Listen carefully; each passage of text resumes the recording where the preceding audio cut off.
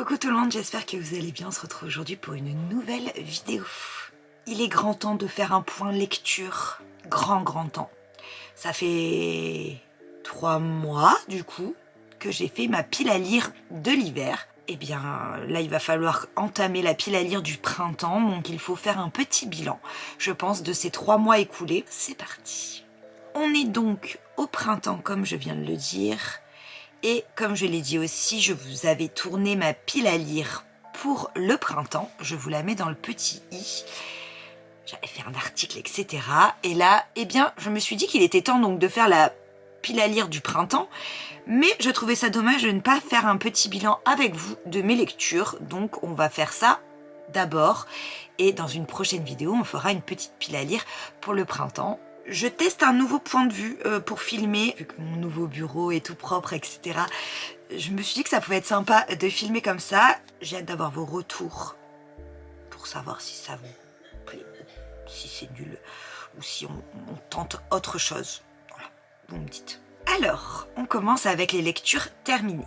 Pendant ces 3 mois, alors déjà le bilan lecture est pas dingue, je dois l'avouer. J'ai terminé... je crois que j'ai terminé 4 ou 5 livres ce mois, pendant les 3 mois, ce qui est vraiment pas beaucoup. J'ai eu un début d'année très difficile niveau lecture, mais ça n'empêche que j'ai quand même terminé des livres et qu'on va faire un petit bilan ensemble. Alors, première lecture dont je voulais vous parler, c'est une BD, je vous la mets juste ici parce que je ne l'ai plus, parce qu'on me l'avait prêtée. C'est Perpendiculaire au soleil, c'est une BD autobiographique. Bon, on est un peu... Enfin, c'est même pas que autobiographique en réalité, puisque c'est un roman. Si il n'avait pas été traduit en BD, il aurait pu être un roman épistolaire. Ça nous parle d'une jeune femme qui va prendre contact avec un prisonnier américain, donc une jeune française, qui va prendre contact avec un prisonnier française, américaine, je ne sais plus. J'ai un doute, ce n'est pas grave. Qui va prendre contact avec un prisonnier américain qui est dans le couloir de la mort, ce qui signifie c'est un condamné à mort tout simplement. Et il y a un système aux États-Unis où on peut communiquer avec eux, échanger avec eux.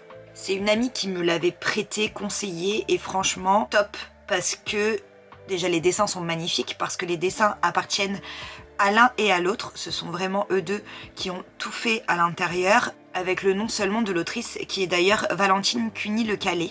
Et le jeune homme s'appelle Ronaldo McGurse, je ne sais pas le prononcer, mais vous avez compris. La seule différence, c'est que elle est nommée, lui non, parce qu'il n'a pas le droit.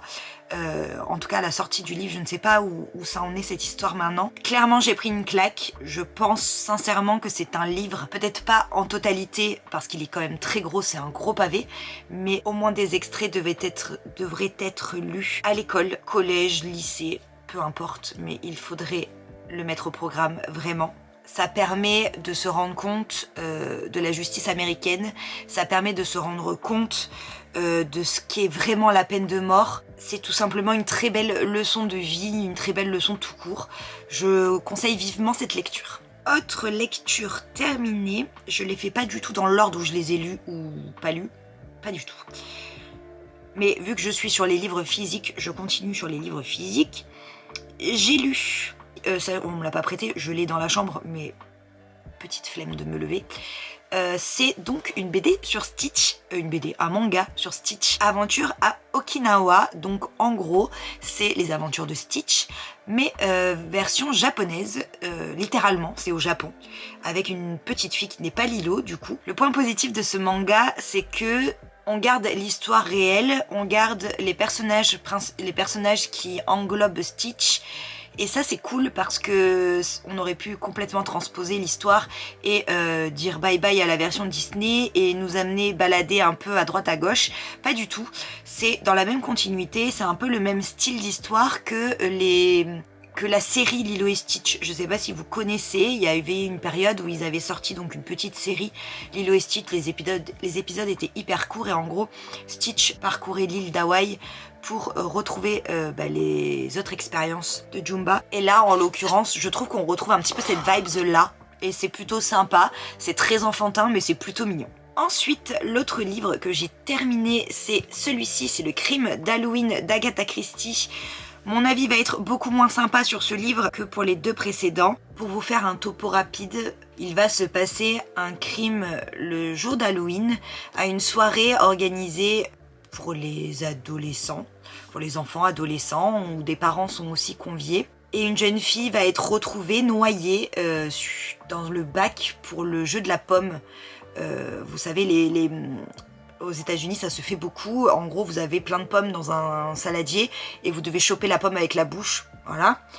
Et en fait, elle est retrouvée morte à cet endroit-là et plein de choses vont être découvertes suite à ça. Et le début avait un fort potentiel, mais vraiment, c'était pas mon dada. Je suis contente de l'avoir lu parce que j'adore Agatha Christie. Je suis tombée en amour pour elle depuis Le Crime de l'Orient Express. J'avais acheté ce livre il y a 1 million d'années pour un Pumpkin Autumn Challenge. Je l'ai enfin lu. Et franchement, c'est pas mon préféré. C'est une enquête d'Hercule Poirot par contre. Mais clairement, c'est pas mon bouquin préféré. C'est pas mon Agatha Christie préféré.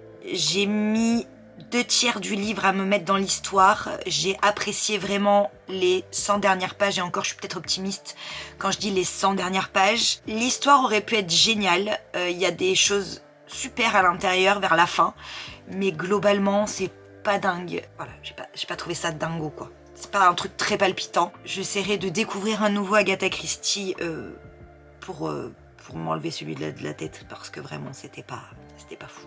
Ensuite... Je passe maintenant aux 2 livres audio que j'ai terminés en ce début d'année. Il y a le premier, c'est Les Dames de Marlowe. On était au 4e tome, Meurtre sur la Tamise. Bien entendu, c'est écrit par Robert Thorogood. Et comme d'habitude, c'est toujours un plaisir de découvrir les histoires des Dames de Marlowe. Je les adore. Cette fois-ci, pour Les Dames de Marlowe, on est sur un crime qui se passe sur la Tamise, où il va y avoir un nouveau meurtre et qui va tourner autour du théâtre de Marlowe, de la troupe de théâtre, plus exactement, où le directeur, si je ne dis pas de bêtises, va mourir d'un coup de feu ou de 2 coups de feu, ce qui va amener Judy à faire partie de la troupe. Et ça amène des moments extraordinaires. Donc moi j'ai vraiment écouté toute la saga, j'en ai pas lu du tout, j'ai vraiment tout écouté et je suis amoureuse de ces bouquins. Je les aime trop, j'adore les personnages, je suis hyper attachée à chacune d'elles de façon complètement différente pour chacune, mais je trouve ça génialissime. Et ce que j'aime beaucoup dans ces livres, c'est qu'on a une enquête principale, mais il y a toujours beaucoup de petites enquêtes autour, toujours de petites découvertes sur chacune.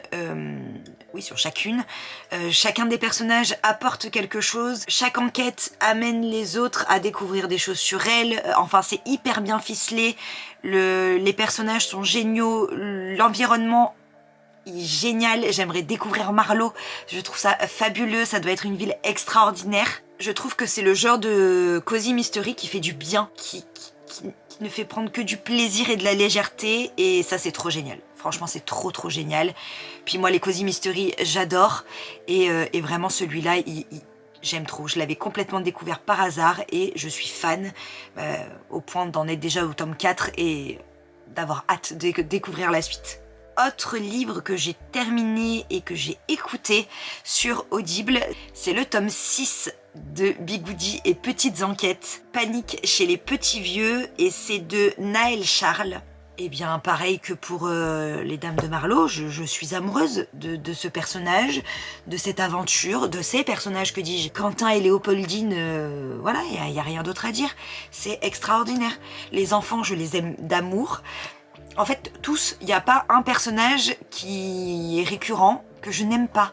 Je les aime tous d'amour, vraiment. Surtout que, pour ce tome-là, c'est assez original parce qu'il n'y a pas eu de crime, contrairement aux autres tomes. On a affaire à un corbeau et à une affaire classée, et ça change, et je trouve ça incroyable parce que ça donne une autre tournure à l'histoire, et franchement c'était génialissime. Et comme pour les Dames de Marlowe, le truc que je trouve extraordinaire, c'est que comme il y a énormément de tomes, on se dit que c'est toujours la même chose, que les persos en eux-mêmes n'évoluent pas parce que il y a les enquêtes. Pas du tout, c'est tout l'inverse. Chaque épisode fait progresser les personnages dans un sens ou dans l'autre. Et puis celui-ci est pépite. Et pépite. Vraiment, je veux pas trop en dire parce que bah, si vous ne l'avez pas encore lu ou écouté, je peux pas vous spoiler ce qui se passe, c'est pas possible. Par contre, si vous avez suivi les aventures de Quentin et de Léopoldine, il faut le lire absolument très rapidement. Si c'est fait, venez, on débat en commentaire parce que vraiment, pas possible. Pas possible. Et maintenant, j'avais envie de faire, comme c'est un point lecture, j'avais envie de vous parler juste de mes lectures en cours sans trop détailler, juste partager avec vous mes lectures en cours. Vu qu'on est sur Audible, là, ma lecture en cours, c'est Bastards Democracy, c'est le tome 1. En fait, il était gratuit sur Audible et j'avais pas envie de direct enchaîner avec le tome 7 de Bigoudi et Petites Enquêtes. Donc je me suis dit pourquoi pas, tente quelque chose. J'ai quasiment terminé, on fera un bilan dans la prochaine vidéo. Mais c'est sympa, c'est sympa, c'est sympa. C'est une chouette découverte. Je détaillerai plus tard. J'attends d'avoir fini pour avoir un vrai avis. Mais c'est sympa, ça change de ce que j'ai l'habitude de lire, donc ça déjà j'aime beaucoup. Pour Bastard Démocratie, pour vous faire un petit topo, on est dans un monde un peu utopique. C'est une fantaisie.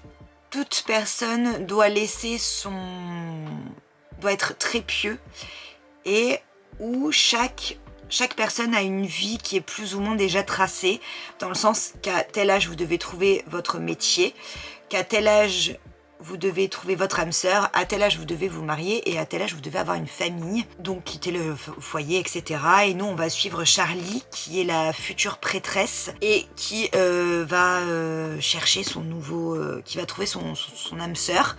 Malheureusement pour elle, les choses vont faire que ça risque d'être un petit peu basculé et que tout ne va pas du tout se passer comme prévu. Il y a un moucheron qui me fatigue et voilà. C'est tout ce que je peux vous dire sans en dire trop et en donnant l'idée principale du livre, je trouve. Je suis vraiment une... Bon, j'ai pas couru après les lectures terminées, mais les lectures en cours, elles sont pas très loin du coup. Donc je les ai toutes prises. Et dans ce qui me reste à vous présenter en physique, j'ai 2 livres de développement personnel et 2 livres de romans. Je vais commencer par les romans et on finira avec le développement personnel. Donc, la lecture que j'ai quasiment terminée et qui sera certainement dans le prochain point lecture, que j'aurais pu terminer, mais je sais pas pourquoi, j'ai fait un mini blocage sur la fin. Il s'agit de Russian Mafia de Emma Bargio, pardon. Là, c'est aux éditions Ito.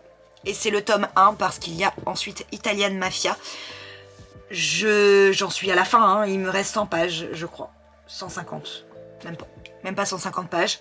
Je vais le terminer très rapidement parce que ça suffit. Il est pépitas, pour l'instant je suis quand même accro. Ça raconte l'histoire de Sergueï qui est une jeune fille qui est la fille unique du parrain de la mafia italienne, napolitaine exactement. Elle est formée depuis toute petite pour devenir une arme contre la mafia russe, pour qu'elle intègre la mafia russe et qu'elle tue le nouveau parrain de la mafia. Elle va être accompagnée de son meilleur ami, qui est le fils du bras droit du parrain de la mafia napolitaine. Tous deux vont être envoyés en Russie, pas à la même époque, enfin pas en même temps, etc., mais pour la même mission. Et on suit leurs aventures. Bien entendu, c'est une dark romance, donc il y aura un petit souci entre notre Sergueï et notre Vitaly Azarov. Mais je n'en dirai pas plus pour le moment. J'en suis contente, mais pour moi, c'est pas totalement une dark romance. C'est plus un roman sur la mafia. C'est très sympa, hein. Moi j'adore, mais j'ai pas ce côté romance comme j'ai pu avoir dans Crescendo par exemple. On verra les 150 dernières pages et on verra surtout le tome 2, mais pour l'instant c'est mon ressenti. Maintenant, dans mes lectures en cours, ce que j'ai abandonné pour lire Russian Mafia d'ailleurs, c'est celui-ci, je vous en ai parlé beaucoup de celui-là, de Giacometti Raven. C'est le livre des merveilles, c'est aux éditions J.C. Lattès. C'est un thriller, il est vraiment bien. Vraiment, vraiment bien. Je ne l'ai pas abandonné par plaisir. J'en suis à un peu moins de la moitié. J'ai lu un bon tiers, je pense, du livre. J'aime beaucoup. J'aime beaucoup, beaucoup, beaucoup, mais c'est un livre qui se passe pendant la Seconde Guerre mondiale. C'est des livres qui se basent beaucoup sur l'histoire. Et en fait, le problème, c'est qu'il y a énormément de noms, énormément de temporalités différentes. Et je ne peux pas me permettre de le lire comme je peux lire ça. Déjà ça, je me perds, parce que vu que certains ont pas les mêmes noms à certains moments, forcément, hein, qu'à d'autres, bah, des fois, je ne sais plus qui est qui. Et là, imaginez-vous que pourtant, il n'y a pas de nom qui change, mais je suis perdue pareil. Donc, je me suis dit que c'était pas le moment. Là, bientôt, je suis en vacances, donc bientôt, je vais pouvoir me poser un peu plus la journée pour lire. Celui-là, je me le garde comme lecture du soir, et je vais essayer de finir celui-ci en journée. Et pour vous faire un topo général du bouquin, on est en octobre 1944, donc presque à la fin de la guerre, et en fait les nazis essayent de mettre la main sur un livre maudit, qui serait la Bible des sorcières, et en fait, à cette époque-là, les nazis cherchaient tout artefact possible et inimaginable pour plein de raisons différentes, la folie principalement. En plus, c'est une saga, donc je crois qu'il y a d'autres histoires avec Marca, c'est pas la première, que c'est un peu dans le style, pour vous situer si vous ne connaissez pas du tout, c'est un peu dans le style de Dan Brown, avec notre Langdon national. Pas national du tout, mais vous avez compris. C'est un peu dans ce délire-là. Je retrouve beaucoup de similitudes. Pour l'instant, c'est juste que, comme je vous disais, il y a beaucoup de noms, et c'est des noms allemands, donc c'est plus compliqué pour mon petit cerveau, mais tout va bien. Il sera fini, je l'espère, pour le prochain point à livre. Point à livre, point lecture, c'est terrible. Maintenant, les deux lectures plus développement personnel qui sont en cours, c'est celle-ci, que j'ai eu à Noël de Nam, c'est du docteur Marine Colombel. Je lutte contre la fatigue mentale, et c'est aux éditions Mes Petites Routines Marabout. J'en suis à la page 60, au chapitre 2 en fait. Presque fini le chapitre 2 d'ailleurs. Il est très rapide, j'en suis déjà à la moitié en fait. Et c'est très sympa. C'est très sympa, ça vous permet de détecter si c'est vraiment une fatigue mentale que vous avez. Ça fait très attention aux mots que ça emploie. Ça vous dit bien entendu d'aller consulter si c'est nécessaire, de ne pas forcément poser un diagnostic seul, ce qui est très important. Surtout que en ayant fait psycho, en ayant ma licence de psycho, c'est des choses sur lesquelles je suis très regardante, j'avoue, quand je lis ce genre de livre, parce que c'est très bien de s'ouvrir à ce genre de lecture. Je trouve ça très important pour prendre conscience de plein de choses. Et là, en 2 chapitres, ça m'a déjà fait ouvrir les yeux sur certaines choses vis-à-vis de moi-même. Mais quand c'est trop poussé et quand on se rend compte qu'on est trop dans quelque chose, là, il faut consulter quelqu'un. C'est plus sage que d'essayer de le faire soi-même. Mais très intéressant, mais on en reparlera la prochaine fois quand ce sera fini. Et le dernier, que j'ai une joie énorme déjà de l'avoir entre les mains, et en plus j'ai une joie énorme de le lire parce que j'avais adoré le premier, c'est le livre de Léna Situation, Encore mieux. Donc moi j'avais Plus égale plus, que j'avais adoré, vraiment j'avais beaucoup aimé. C'était simple, c'était pas une lecture, un développement personnel compliqué on va dire, mais justement ce côté simpliste permettait plein de choses et permettait que ce soit abordable pour tout le monde, que ce soit compréhensif pour tout le monde. Et là, c'est un peu la même chose, c'est-à-dire que c'est des concepts, je trouve, quand même assez pointus, comparé au premier. Peut-être pas pointus, mais c'est des concepts plus particuliers, on va dire. Et en fait, c'est toujours apporté d'une manière simple pour que tout le monde puisse comprendre. En plus, il y a des exercices, donc ça permet vraiment de faire une introspection en même temps que qu'on le lit. Et ça, j'adore. On va pas se mentir, j'adore. J'en suis vraiment au début par contre de celui-ci, et je vais prendre mon temps pour le lire, vraiment beaucoup mon temps pour le lire, parce que j'adore. Déjà, j'aime beaucoup Léna, vraiment, je l'admire beaucoup. Et parce que en très peu de temps, j'ai lu que 35 pages, hein, je suis déjà à fond, j'aime déjà beaucoup, il y a déjà des choses qui m'ont percuté, mais si vous saviez à quel point. Je vous lis juste une phrase que je pense d'ailleurs me le réécrire quelque part et le coller sur tous les murs sur lesquels je peux poser mes yeux. Que plus égale plus, c'est attirer le bon, et encore mieux, c'est refuser le minimum. Tu ne mérites pas juste plus, tu mérites mieux. Vous allez me dire c'est pas de la grande philosophie, vous allez me dire que c'est pas de la grande, c'est pas du grand développement personnel. Et pour moi, juste cette phrase, si vous saviez ce qu'elle a créé en moi, c'est un truc de fou. Voilà.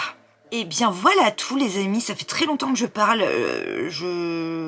j'espère que c'était pas trop chronophage pour vous et que vous avez passé un beau moment. Moi j'adore parler livres donc c'est vrai que j'ai du mal à m'arrêter. N'hésitez pas à me dire si vous avez déjà lu un des livres que j'ai lu ou que je suis en train de lire. Si vous avez des recommandations pour ma petite pile à lire du printemps, pourquoi pas, je suis preneuse, vous le savez. Si vous aimez ce genre de contenu, n'hésitez pas à vous abonner aussi. Et moi je vous embrasse très très fort. On se dit à très vite pour une nouvelle vidéo. Ciao ciao.